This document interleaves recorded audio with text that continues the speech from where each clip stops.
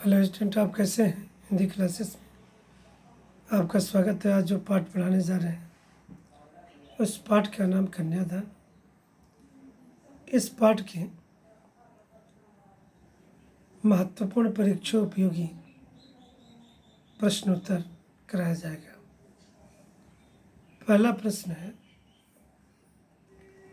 कन्यादान कविता का उद्देश्य संदेश स्पष्ट कीजिए। कन्यादान कविता नारी जागृति से संबंधित है। कवि नारी को अपनी बेड़ियों को समझने की प्रेरणा देता है।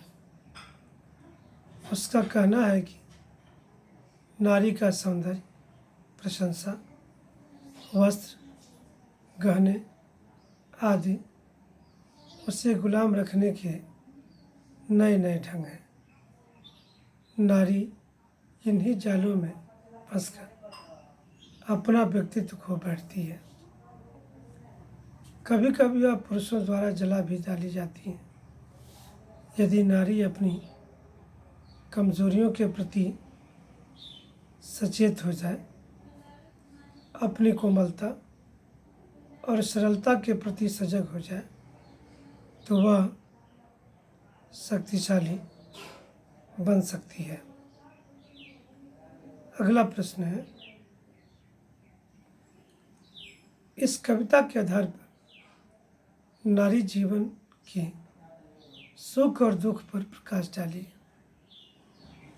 उत्तर है, नारी जीवन के सुख है उसका सौंदर्य, उसका भोलापन, सरलता और समर्पण।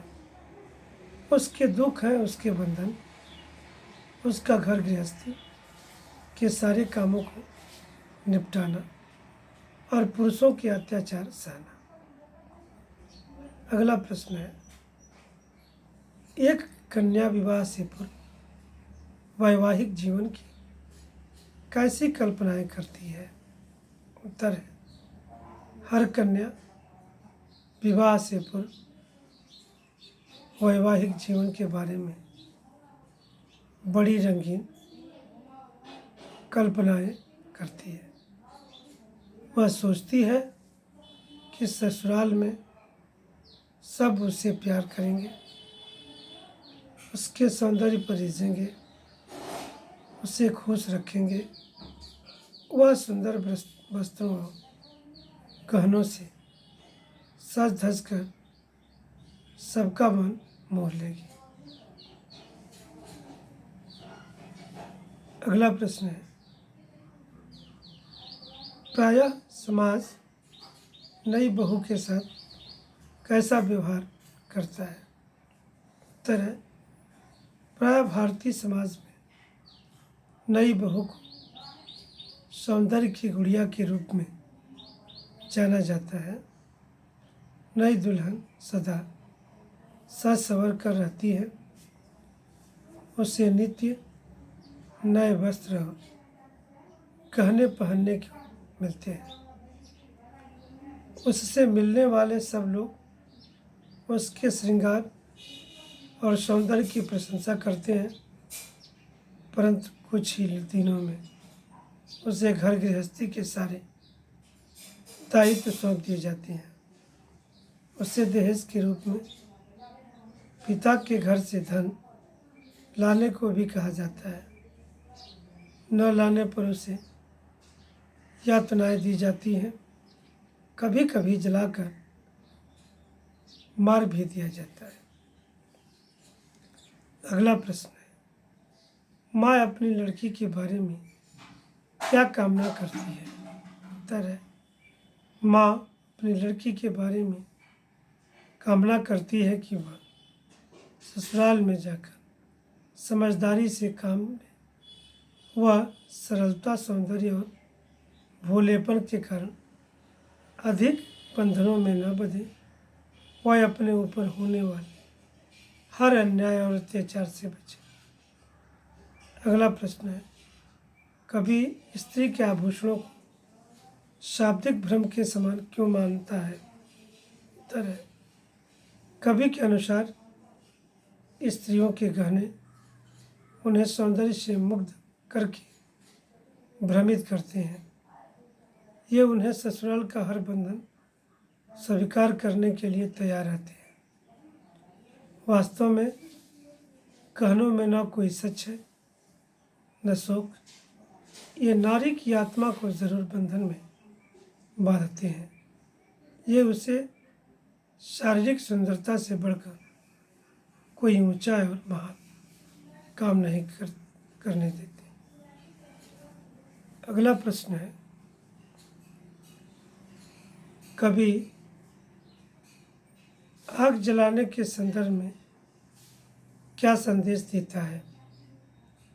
कभी उत्तर है, कभी आग के माध्यम से नई बहू को यह संदेश देता है कि वह ससुराल जाकर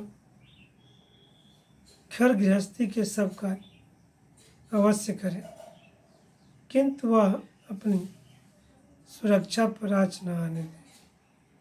वह समझदारी से ऐसी स्थितियां बनाए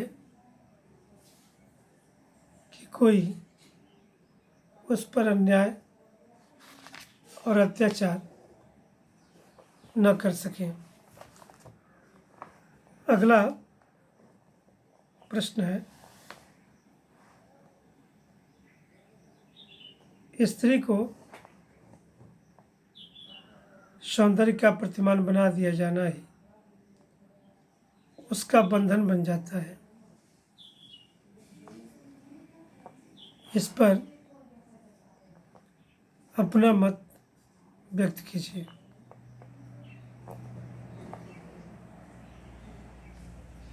उत्तर है, यह बात सच है कि स्त्री की सुंदरता को महत्व देकर उसे बंधन में बांधा जाता है।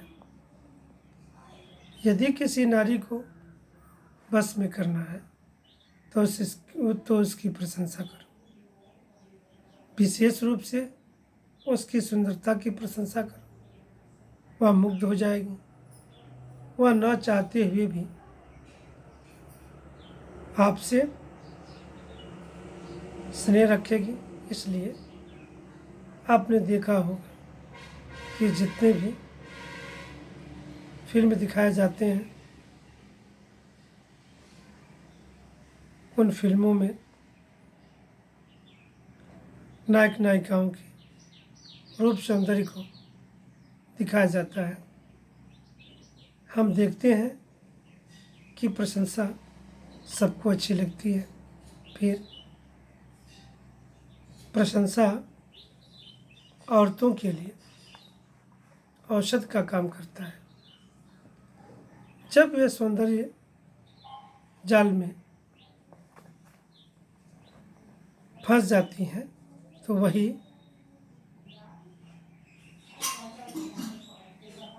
नायक कठोर पति बनकर उससे हर प्रिय का काम करवाते हैं। तब नायिका को बोध होता है कि उसका सौंदर्य वर्णन मात्र एक छलावा है। वास्तव में तो वह एक सामान्य नारी है।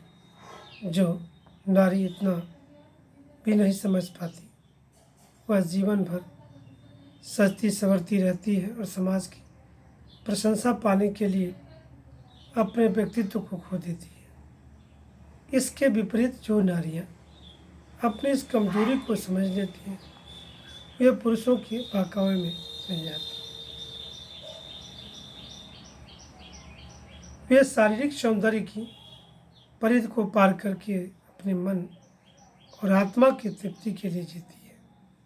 वे शिक्षा, व्यवसाय या अध्यात्म के क्षेत्र में नाम फैला लेती है।